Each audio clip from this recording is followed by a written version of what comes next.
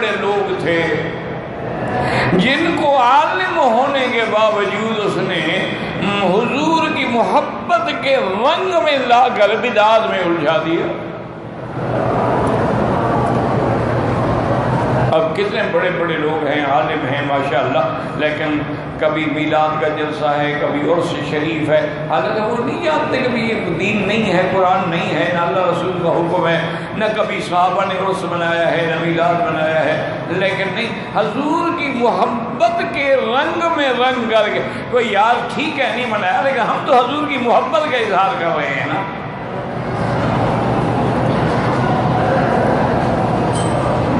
ان کو پٹڑی سے ہٹا دیا، اس کو وہ دین بنا بیٹھے، اور جو میلاد نہ کرے نعوذ باللہ وہ وہابی ہو گیا، منکر ہو گیا۔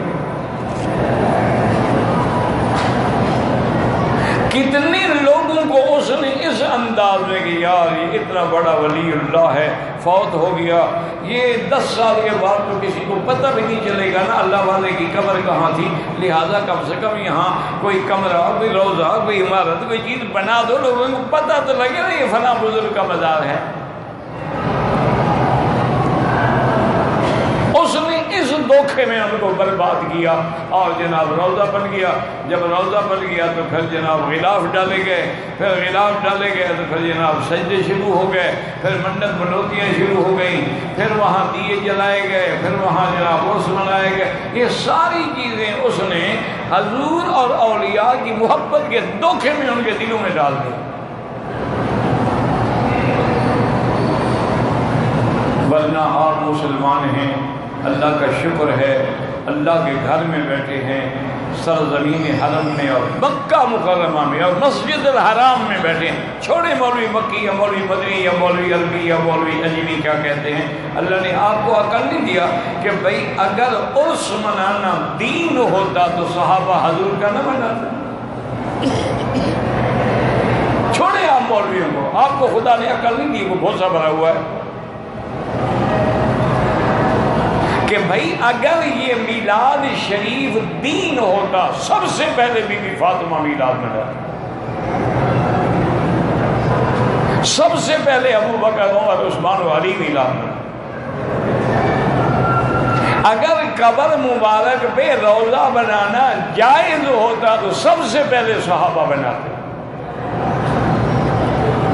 حضور پاک سے دنیا میں کون پیغمبر کی قبر بھی مقابلہ نہیں کر سکتی۔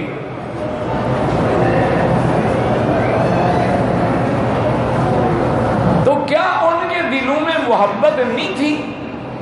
تمہارے دل میں ہے۔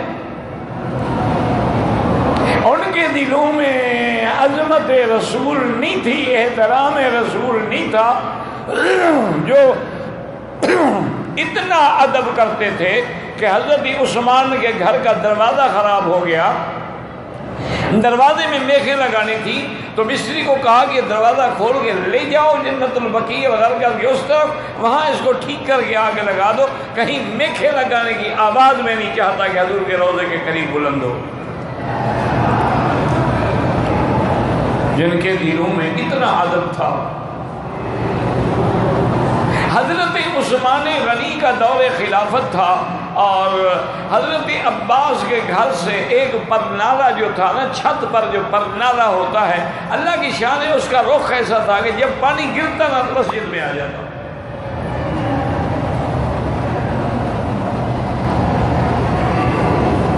سیدنا عثمان رضی اللہ تعالی عنہ کو شکایت کی گئی کہ حضرت یہ پرنالہ مبارک جو ہے نا، یہ سارا پانی مسجد میں آتا ہے، اور ہم نماز کے لیے جب آتے ہیں تو سارے رستے میں کیچڑ اور پانی ہوتا ہے۔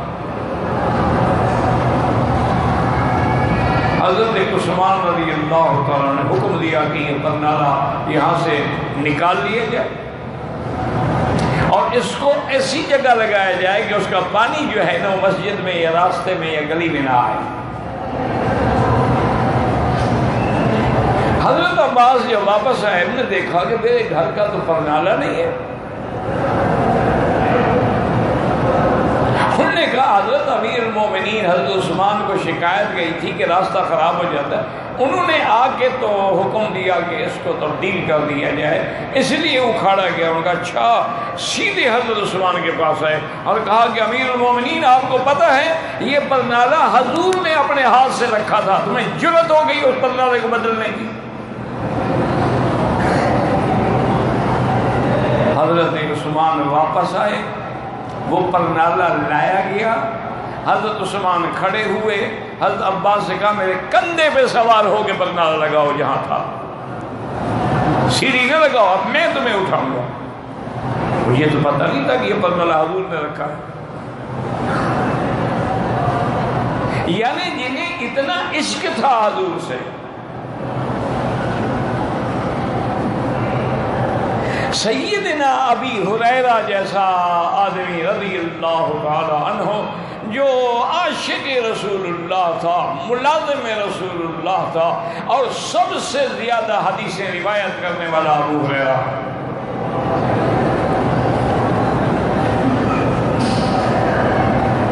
تو حضور کی وفات کے بعد حرم میں ایک جگہ پہ بیٹھ کے حضرت ابو ہریرہ حدیث پڑھا رہے تھے، تو اتفاق کی بات ہے کہ حضرت کی آواز بلند ہو گئی حدیث پڑھاتے پڑھاتے۔ بی بی عائشہ حجرے میں تھی، انہوں نے سنا تو انہوں نے قریب کو بھیجا، کہا کہ ابو ہریرہ سے جا کے کہو لا تؤذی رسول اللہ، حضور کو ایذا نہ دو، خبردار اپنی آواز اونچی نہ کرو۔ وہ حدیث پڑھا رہا ہے، وہ گانے نہیں گا رہا، وہ تمہارے داڑھی منڈے نعت خانوں کے ردھم اور ساز اور اس کے انتظام کے ساتھ دھوم نہیں مچا رہا حضور کی نعت پہ۔ تو یہ کہاں سے آخر آ گیا؟ چھوڑیں آپ، یہ چھوڑے کہ یہ وہابی ہیں، یہ دیوبندی ہیں، یہ بریلوی ہیں، نہیں، اللہ نے آپ کو کلمہ نصیب کیا، مسلمان ہیں، اس وقت آپ کعبہ شریف میں۔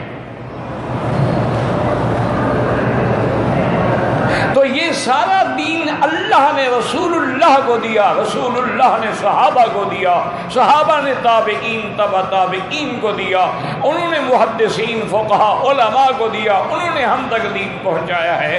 تو جو دین کے وارث ہیں، جو دین کے گواہ ہیں، جو دین کا ذریعہ ہیں، اگر انہوں نے یہ کام نہیں کیے تو تم نے کہاں سے تلاش کر دیے؟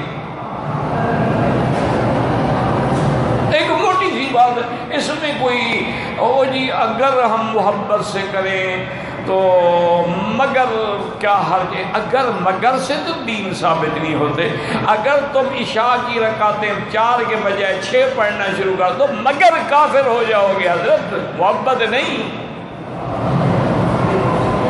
اگر طواف کے چکر 7 کے بجائے 14 شروع کر دو، اور جی محبت میں نے 7 چکر زیادہ لگاؤں گا، تو آپ حضور کی سنت کے مخالف ہو کے کافر ہو جائیں گے۔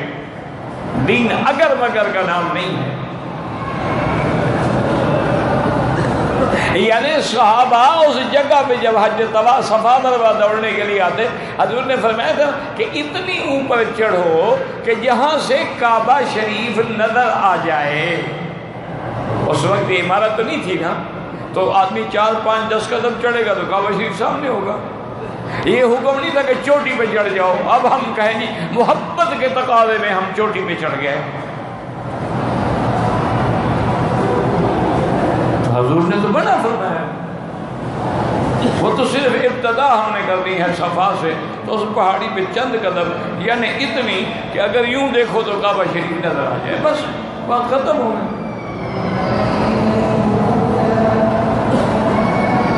اچھا، اب نمایاب یہ ہے کہ ساری دنیا کے مولوی اکٹھے کر لو، دیوبندی ہوں، بریلوی ہوں، کوئی ہو، اگر ایک بندہ صفا کے بجائے مروہ سے شروع کرے اور صفا پہ ختم کرے، فاصلہ بھی وہی ہے، سفر بھی وہی ہے، قدم بھی وہی ہے، سب کہیں گے غلط ہے۔ بھائی اس نے صفا تو دوڑی ہے نا، یوں شروع نہ کہ ادھر سے ادھر آئے، جب تم ادھر سے ادھر جاتے ہو نا، وہ ادھر سے ادھر ہی آیا ہے نا، رہا تو صفا مروہ میں ہے۔ نے کہا کہ نہیں، حضور نے فرمایا ابدأ کما بدأ بہ اللہ، ان الصفا والمروہ من شعائر اللہ۔ تو جب اللہ کے پیغمبر نے یاد رکھیں ان جھگڑوں میں نہ پڑیں. یہ بھی دراصل اغواء ابلیس ہے کہ اس نے ہمیں دکھوں میں ڈال دیا ہے، کئی مسائل پیدا کر دیے ہیں، محبت کے نام پہ پیدا کر دیے ہیں. اور یہ بزرگان دین ہے، اگر سال کے بعد ہم ان کا عرس شریف مناتے ہیں تو کیا حرج ہے؟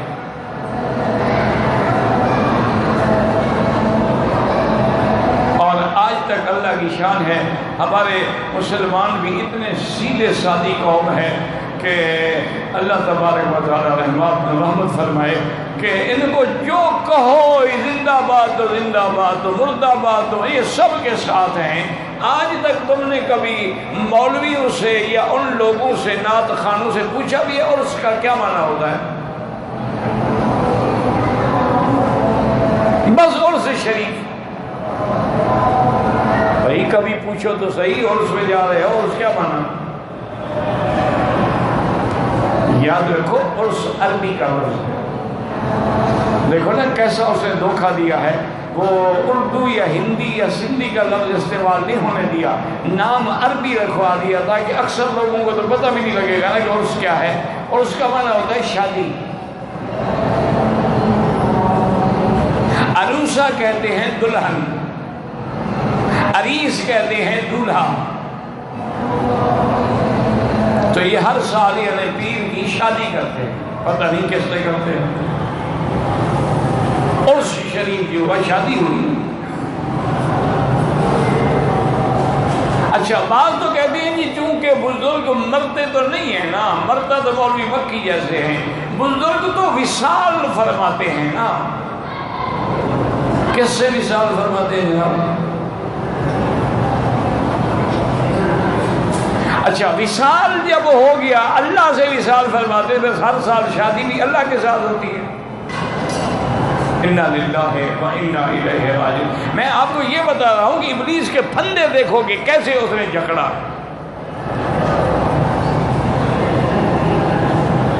اس نے کہا جناب بالکل ٹھیک ہے، سیدنا ابو بکر ہیں، سیدنا عمر ہیں، سیدنا عثمان ہیں، یہ سارے مکے والے مہاجرین تو تھے.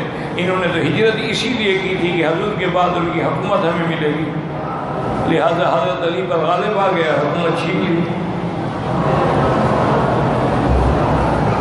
نے کہا نعوذ باللہ یہ تو غاصب ہیں، انہوں نے حضور کی وفات کے بعد خلافت چھین لی. اہل بیت روتے رہے، بی بی فاطمہ روتی رہی، حضرت علی روتے رہے، خلیفہ ابو بکر بن گیا کیونکہ وہ مہاجر تھا، دولت والا تھا. یہ تو سرمایہ دار کی جنگ تھی نا، پیسے سے جیت گیا.